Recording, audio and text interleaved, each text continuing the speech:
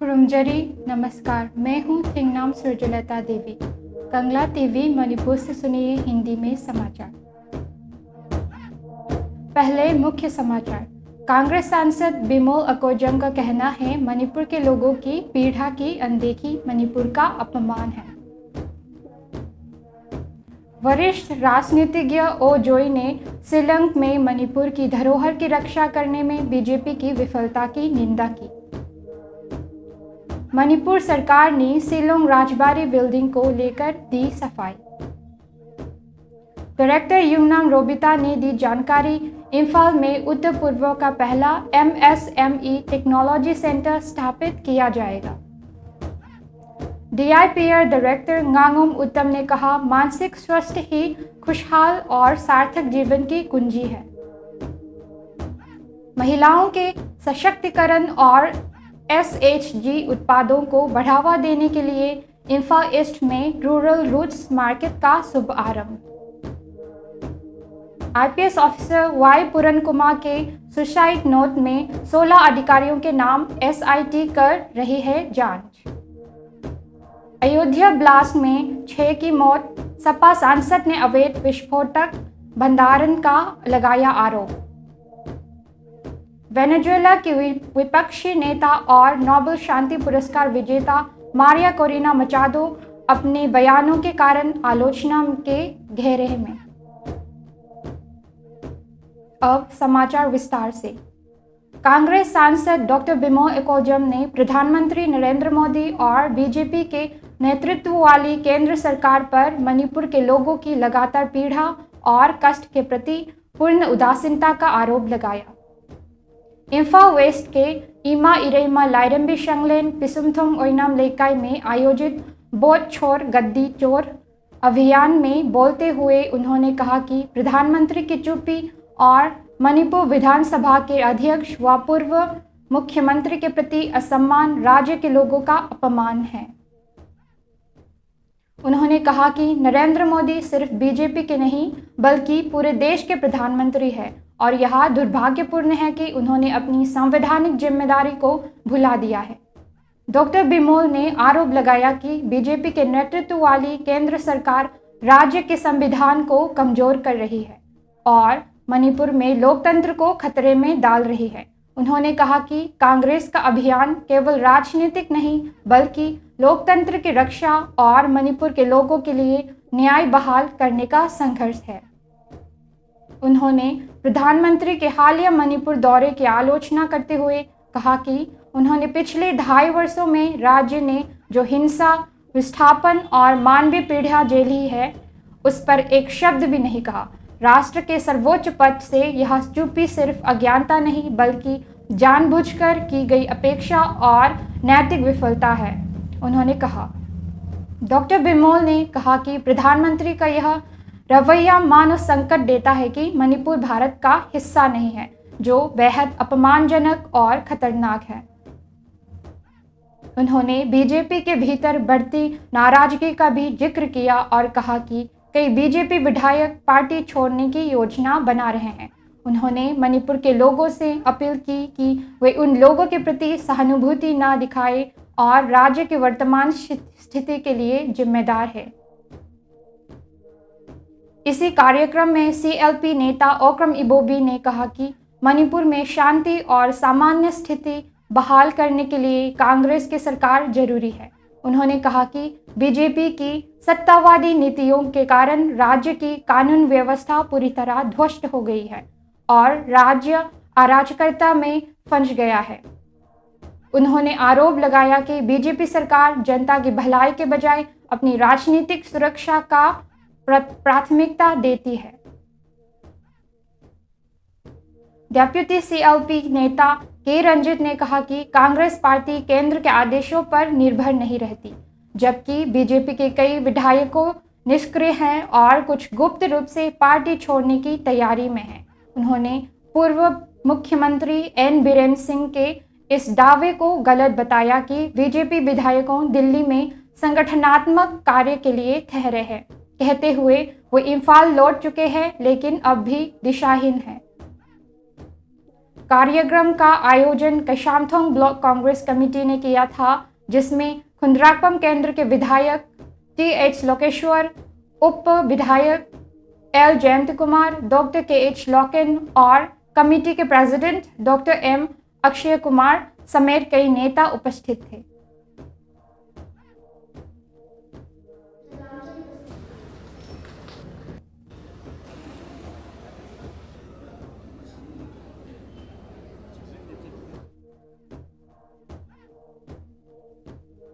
वरिष्ठ राजनेता ओ जोई ने कहा कि बीजेपी ने शिलोंग में स्थित ऐतिहासिक राजबाड़ी में विध्वंस के बाद मणिपुर की सांस्कृतिक धरोहर की रक्षा करने में पूरी तरह विफलता दिखाई है। उन्होंने कहा कि यह कार्य मणिपुर के लोगों की भावनाओं के प्रति पूर्व असंवेदनशीलता दर्शाता है। ककवा स्थित अपने निवास पर बोलते हुए ओ जोई ने कहा कि रेडलैंड्स शिलोंग में स्थित राजबाड़ी, जहाँ कभी महाराजा चुराचांद सिंह ठहरे थे, केवल एक इमारत नहीं बल्कि मणिपुर के इतिहास का एक महत्वपूर्ण हिस्सा था। उन्होंने बताया कि यह भूमि असम सरकार द्वारा वर्ष 1930 में मणिपुर के शाही परिवार को आवासीय और प्रशासनिक उपयोग के लिए प्रदान की गई थी और इस भवन का विध्वंस राज्य की ऐतिहासिक पहचान को मिटाने के समान है।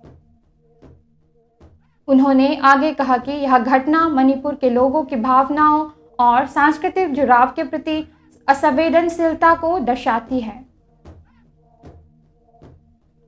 रिपोर्ट के अनुसार यह विध्वंस 8 सितंबर को हुआ, ठीक उस समय जब मणिपुरी साहित्य परिषद मेघालय ने मणिपुर के राज्यपाल को पत्र लिखकर इसे रोकने के लिए तत्काल हस्तक्षेप की अपील की थी।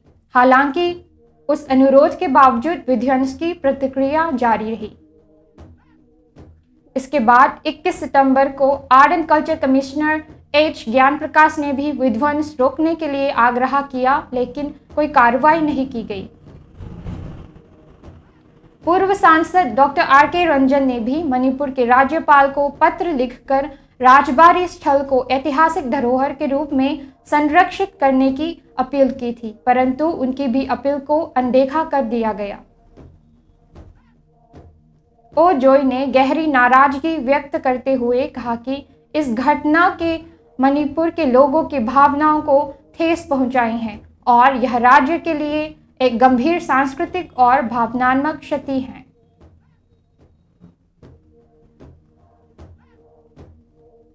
मणिपुर की अखोगी शासन अमसुंग मतम अमदा मणिपुरना मनिंग तंबा लमदम ओइरंबा अदुगी मतुंग लाकपगी चाउरबा अखोई लेबाक सिगी मरी लेनबा आईदी।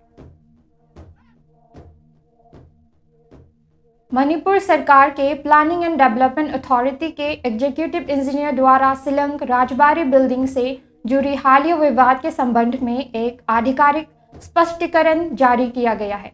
यह बयान ऐतिहासिक इमारत के ध्वस्तीकरण से जुड़ी सार्वजनिक चिंताओं और मीडिया रिपोर्टों के बीच सामने आया है। जारी स्पष्टीकरण के अनुसार राजबाड़ी बिल्डिंग, जो 1949 से पहले अस्तित्व में थी, अब 80 वर्ष से अधिक पुरानी है और समय पर मरम्मत न होने के कारण यह अत्यंत जर्जर अवस्था में पहुंच गई थी। इस धरोहर को संरक्षित रखने के उद्देश्य से art and culture department, government of Manipur द्वारा infrastructure development of heritage complex Shillong शीर्षक से एक डिटेल प्रोजेक्ट रिपोर्ट DPR तैयार की गई थी, जिसे नॉर्थ ईस्टर्न काउंसिल NEC ने जुलाई 2023 में मंजूरी थी। प्राधिकरण ने बताया कि भवन की संरचनात्मक कमजोरी और गिरने के खतरे के कारण कुछ हिस्सों को मूल्यवान रूप में हटाया गया है। दरवाजे, खिड़कियां और दीवारों के लकड़ी के हिस्सों जैसे मूल्यवान तत्वों को संवैधानिकपूर्वक संरक्षित कर पुनः उपयोग के लिए सुरक्षित रखा गया है।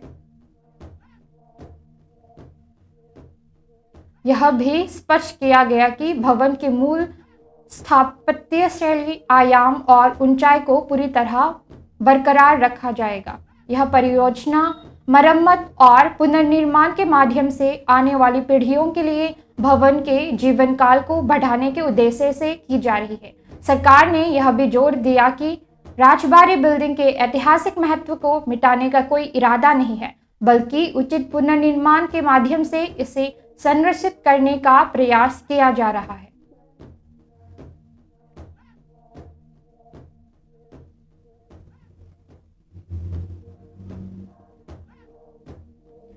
Directorate of trade, commerce and industry Yumnam Robita ने घोषणा की कि इम्फाल में एक MSME टेक्नोलॉजी सेंटर जल्द ही स्थापित किया जाएगा, जहां सुगंधित पौधों और औषधीय पौधों को प्रोसेस कर एसेंशियल ऑयल और औषधि तैयार किए जाएंगे। उन्होंने बताया कि परियोजना का कार्य पूरा हो चुका है और इसका संचालन शीघ्र ही शुरू किया जाएगा। सिटी कन्वेंशन सेंटर इम्फाल में आयोजित Manipur global buyers and sellers summit 2025 में बोलते हुए रोबिता ने कहा कि यह सम्मेलन स्थानीय और अंतर्राष्ट्रीय स्तर पर व्यापार, उद्यमशीलता और सहयोग को बढ़ावा देने का उद्देश्य रखता है। उन्होंने बताया कि इम्फाल MSME टेक्नोलॉजी सेंटर उत्तर पूर्व क्षेत्र का पहला केंद्र होगा, जो स्थानीय उद्यमियों और कारीगरों को उन्नत प्रशिक्षण और सुविधाएं प्रदान करेगा, जिससे उनकी उत्पादन क्षमता और नवाचार में वृद्धि होगी।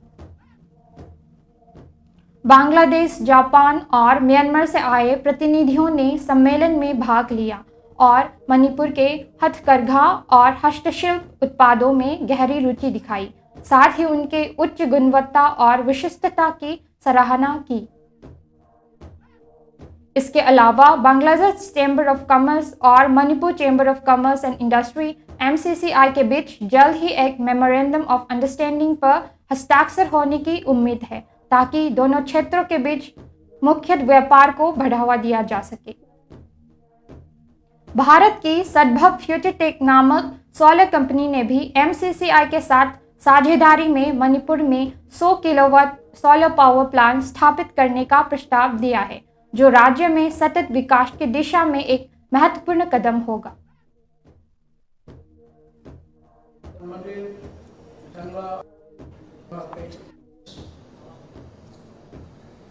Martial art in tourism. We are not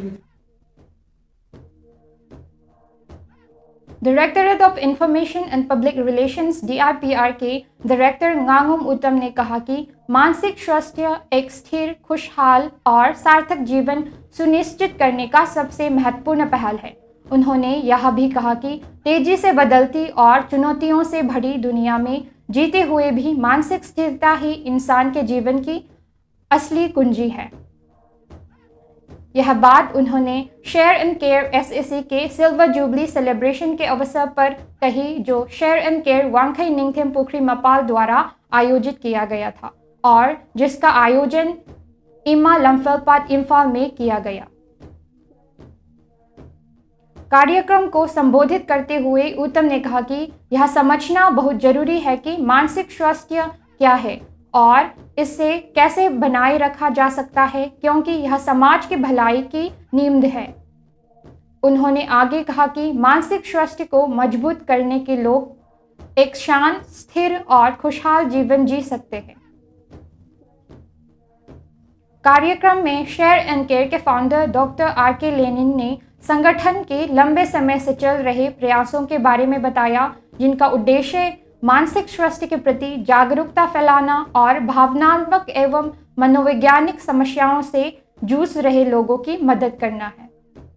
उन्होंने कहा कि मानसिक स्वास्थ्य की कमी लोगों के जीवन को बर्बादी की ओर ले जाती है, इसलिए मानसिक रूप से स्वस्थ रहने के बारे में जागरूकता फैलाना एक खुशहाल और संतुलित जीवन के लिए बेहद जरूरी है।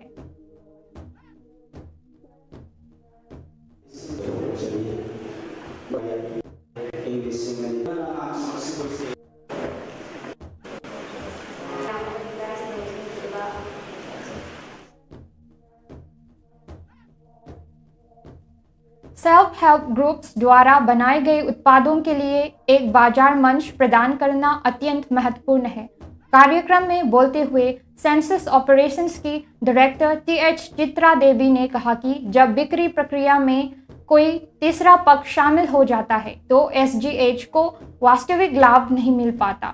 इसलिए सरकारी समितियों के माध्यम से उन्होंने सीधे बाजार से जोड़ना एक आवश्यक कदम है। यह कार्यक्रम Eta women, Thongambi women, Kangle Hiyai women और Kaifadbal land women multipurpose cooperative society limited द्वारा संयुक्त रूप से आयोजित किया गया था। यह आयोजन इम्फा ईस्ट के चिंगारल तेजपुर स्थित याइफा लमजिंग कांगलुप ग्राउंड में रूरल रूट्स मार्केट पहल के तहत किया गया। यह आयोजन Manipur state rural livelihood mission MSRLM द्वारा प्रोत्साहित किया गया था। अपने संबोधन में TH चित्रा देवी ने कहा कि रूरल रूट्स मार्केट ग्रामीण महिलाओं को स्वरोजगार और उद्यमिता के माध्यम से सशक्त बनाने की दिशा में एक अत्यंत सराहनीय पहल है। उन्होंने यह भी कहा कि SHGs के लिए एक स्थायी बाजार स्थल स्थापित करना लंबे समय से सामूहिक आकांक्षा रही है। कार्यक्रम के दौरान MSRLM की स्टेट मिशन डायरेक्टर N वंदना देवी ने बताया कि वर्तमान में MSRLM मणिपुर के 1.2 लाख से अधिक परिवारों का समर्थन कर रही है। उन्होंने जोर देकर कहा कि MSRLM और NRLM मणिपुर की ग्रामीण अर्थव्यवस्था को बदलने वाली साइलेंट और वाइड रिवॉल्यूशंस का प्रतीक है। उन्होंने आगे कहा कि जो लोग पहले बेरोजगार थे या कठिनाइयों का सामना कर रहे थे, उन्हें भी SHG से जुड़ने और आत्मनिर्भर बनने का अवसर दिया जाना चाहिए। कार्यक्रम में इम्फा ईस्ट की डिप्टी कमिश्नर डॉक्टर निवेदिता लाइडकिंगबम भी उपस्थित थी। कुल मिलाकर 84 स्टॉल लगाए गए, जिसमें इम्फा ईस्ट 1 की 4 क्लस्टर लेवल फेडरेशंस के तहत 84 विलेज लेवल फेडरेशंस ने भाग लिया।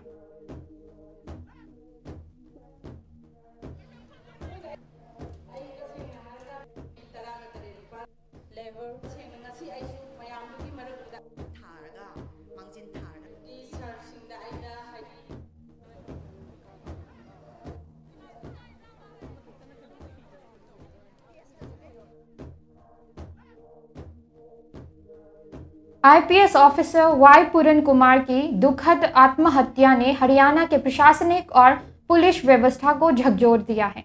उन्होंने 8 पन्नों के सुसाइड नोट में लंबे समय से चल रहे उत्पीड़न, जातिगत भेदभाव और मानसिक प्रताड़ना के गंभीर आरोप लगाए गए हैं, जिनमें 16 वरिष्ठ अधिकारियों के नाम शामिल हैं। नोट में वाई पूरन कुमार, जो 2005 बैच के एक सम्मानित अधिकारी थे, उन्होंने लिखा है कि कुछ वरिष्ठ अधिकारियों ने जानबूझकर उन्हें मानसिक रूप से परेशान किया, पद का दुरुपयोग किया और सार्वजनिक रूप से अपमानित किया। उन्होंने यह भी आरोप लगाया कि आंतरिक जांच से जुड़ी गोपनीय जानकारियां मीडिया में लीक की गई ताकि उनकी प्रतिष्ठा को नुकसान पहुंचाया जा सके। सुसाइड नोट में उन्होंने IAS officer Rajesh Khullar, chief principal secretary to the chief minister का उल्लेख सकारात्मक रूप से किया है, यह कहते हुए कि उन्होंने निष्पक्षता और सहानुभूति के साथ उनकी बात सुनी। कुमार की पत्नी IAS officer Amneet P Kumar ने पारदर्शी और समयबद्ध जांच की मांग की है। बढ़ते जनदबाव के बीच चंडीगढ़ पुलिस ने एक 6 member special investigation team SIT का गठन किया है, जिसकी अगुवाई एक इंस्पेक्टर जनरल रैंक ऑफिसर कर रहे हैं। FRI दर्ज की गई हैं, जिसमें अबैंडनमेंट ऑफ सुसाइड और SC/ST prevention of atrocities act की धाराएं लगाई गई है। वही सुसाइड नोट में नाम आने के बाद रोहतक SP नरेंद्र विजयनिया को उनके पद से हटाया दिया गया है। इसी बीच IAS एसोसिएशन और सामाजिक संगठनों ने प्रशासन में व्याप्त कार्यस्थल उत्पीड़न और संस्थागत भेदभाव के मामलों को गंभीरता से लेने की अपील की है। मुख्यमंत्री नायब सिंह सैनी ने कहा है कि चाहे आरोपी कितना भी प्रभावशाली क्यों ना हो, उसे बख्शा नहीं जाएगा। यह मामला अब हरियाणा की प्रशासनिक व्यवस्था में जवाबदेही और न्याय की एक बड़ी प्रतीक्षा बन गया है। और फैमिली की कंसेंट के बाद ही पोस्टमार्टम शुरू होगा। अभी फैमिली से मैसेज आना बाकी है। यहाँ पे सारे डॉक्टर्स और टीम्स हैं। अयोध्या के पगला भारी गांव में एक शक्तिशाली विस्फोट से एक घर तबाह हो गया, जिसमें 3 बच्चों समेत 6 लोग मारे गए। मृतकों में पप्पू गुप्ता, उनके बच्चे और उनकी भाभी वंदना शामिल है। राहत दल और फोरेंसिक टीम घटनास्थल की जांच कर रही है। पुलिस ने रसोई में एलपीजी सिलेंडर ब्लास्ट की संभावना जताई है, लेकिन सपा सांसद अवधेश प्रसाद ने कहा कि यह विस्फोट केवल गैस लीक की वजह से नहीं, बल्कि अवैध विस्फोटक भंडारण के कारण हुआ है। इस ट्रेजेडी ने क्षेत्र में सार्वजनिक सुरक्षा और नियमों के पालन पर फिर से चिंता पैदा कर दी है। दर्दनाक है, दुखद है, दर्दनाक है। और जिले में ये 6 मौतें तो हुई हैं, और भी घटनाएं हुई हैं जो बीकापुर में है।